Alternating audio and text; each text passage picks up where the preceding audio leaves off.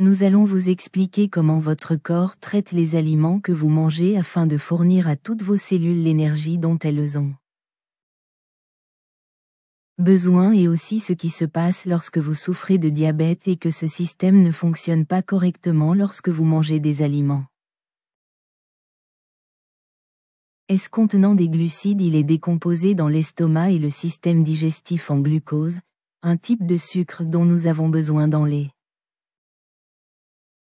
aliments, car c'est ce qui nous donne de l'énergie. Les aliments contenant des glucides sont des choses comme les féculents, les aliments sucrés, le lait, certains produits laitiers et les fruits, dans lesquels ce glucose se déplace ensuite. La circulation sanguine et le corps détectent que le taux de glucose dans le sang augmente en réponse au fait que le pancréas, une petite glande située juste sous l'estomac, commence à libérer un hormone appelée insuline et c'est l'insuline qui aide notre corps à obtenir l'énergie de la nourriture. Nous mangeons le sang, puis amenons le glucose et l'insuline à chaque cellule de notre corps qui en a besoin pour que cela soit plus facile à comprendre.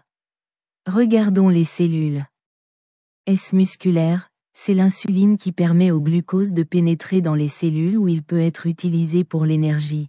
C'est un peu comme si l'insuline était une clé ouvrant la porte aux cellules afin que le glucose puisse entrer de cette façon. La glycémie commence à baisser mais la glycémie peut être complétée à tout moment par le foie libérant du glucose supplémentaire qu'il a stocké. La glycémie augmente encore et encore. Le pancréas produit plus d'insuline pour se déplacer avec ce glucose dans la circulation sanguine jusqu'aux cellules musculaires, ouvrir les portes laisser le glucose dans le corps fonctionner mieux avec la glycémie à un niveau optimal. Je n'aime pas que la glycémie augmente trop.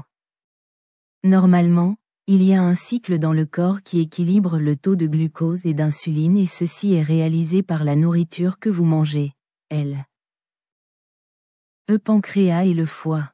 Cependant, chez certaines personnes, le système ne le fait pas. Fonctionne correctement et développe un diabète. Il existe deux principaux types de diabète, le type 1 et le type 2. Dans le diabète de type 1, le corps ne produit pas du tout d'insuline. Cela est dû à une réponse auto-immune par laquelle le corps a détruit les cellules productrices d'insuline. Le pancréas, nous ne savons pas exactement pourquoi cela se produit chez certaines personnes et pas chez d'autres.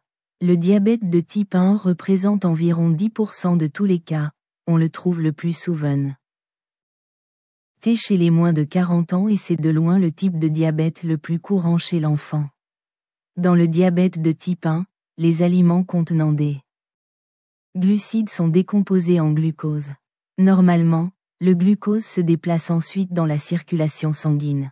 Normalement, le corps produirait l'insuline pour laisser ce glucose pénétrer dans les cellules, mais dans le diabète de type 1, aucune insuline n'est produite, le glucose peut donc ne pénètre pas du tout dans les cellules du corps, donc le niveau de glucose dans le sang augmente et augmente, le corps essaie de réduire le niveau de glucose, il essaie de se débarrasser du glucose par les reins, c'est pourquoi les personnes atteintes de diabète de type 1 non diagnostiquées ont tendance à aller souvent aux toilettes pour uriner car les reins filtrent le glucose du sang.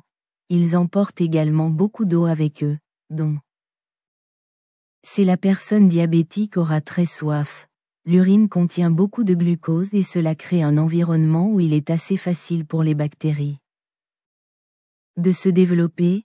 Il est donc également assez courant d'avoir du muguet ou des démangeaisons génitales de la même manière que le sang contient également un niveau élevé de glucose, donc plus de bactéries que d'habitude auront tendance à se reproduire dans les plaies cutanées et elles pourraient être lentes. Pour guérir, le glucose peut également s'accumuler dans le cristallin à l'avant de l'œil, provoquant un trouble du liquide dans le cristallin, ce qui peut signifier que certaines personnes atteintes de diabète de type 1 non diagnostiqué peuvent avoir une vision sanguine Parce que le glucose ne peut pas pénétrer dans les cellules.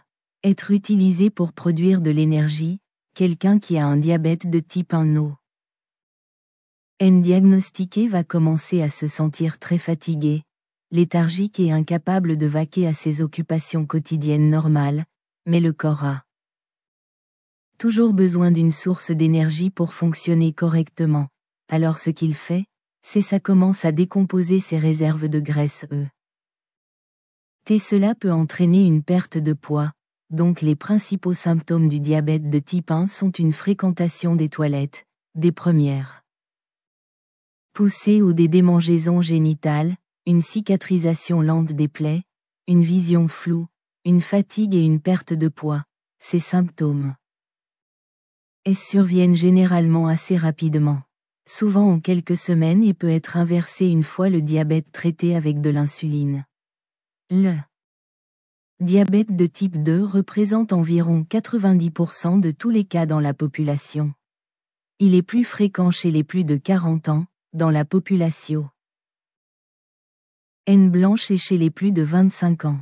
Dans la population sud-asiatique, le diabète de type 2 est un peu plus complexe en raison d'un nombre légèrement plus élevé de processus à l'œuvre, soit le corps ne produit pas assez d'insuline, toute l'insuline qu'il produit ne fonctionne pas correctement, ce qui peut être dû au surpoids car l'accumulation de graisse peut empêcher l'insuline de faire son travail correctement, mais elle peut également se produire chez les personnes ayant un poids santé.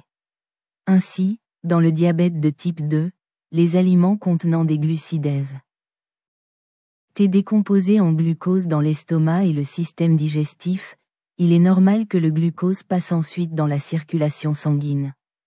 Le pancréas commence à produire de l'insuline qui se déplace avec le glucose dans la circulation sanguine vers toutes les cellules du corps qui ont besoin des glucose pour produire de l'énergie, mais le glucose ne le peut pas entrer toujours dans les cellules parce que les serrures des portes des cellules sont remplies de dépôts graisseux, ce qui signifie que l'insuline ne peut pas ouvrir correctement les portes des cellules, de sorte que un niveau de glucose dans le sang continue d'augmenter en réponse à cela, le pancréas produit encore plus d'insuline pour que la glycémie continue augmenter et les niveaux d'insuline continuent d'augmenter.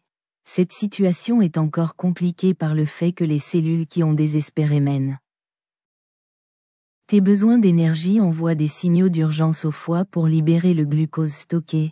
Le niveau de glucose dans le sang augmente de plus en plus. Et le pancréas produit de plus en plus d'insuline jusqu'à ce qu'il n'en peut plus et éventuellement il peut s'user comme dans le diabète de type 1. Les symptômes du diabète de type 2 vont beaucoup aux toilettes d'abord vos démangeaisons génitales, cicatrisation lente des plaies, vision floue. Fatigue et perte de poids chez certaines personnes. Les symptômes pour le diabète de type 2, très bien lentement et certaines personnes ne présentent aucun symptôme. C'est pourquoi les personnes peuvent vivre avec le diabète de type 2 jusqu'à 10 ans avant de se rendre compte qu'elles en sont atteintes. Le diabète de type 2 peut être traité de différentes manières au début. Être suffisant pour modifier votre alimentation et pratiquer activité physique supplémentaire ou perdre tout poids approprié, mais le diabète de type 2 est une maladie évolutive et la plupart des gens auront besoin d'une forme de médicament pour le traiter.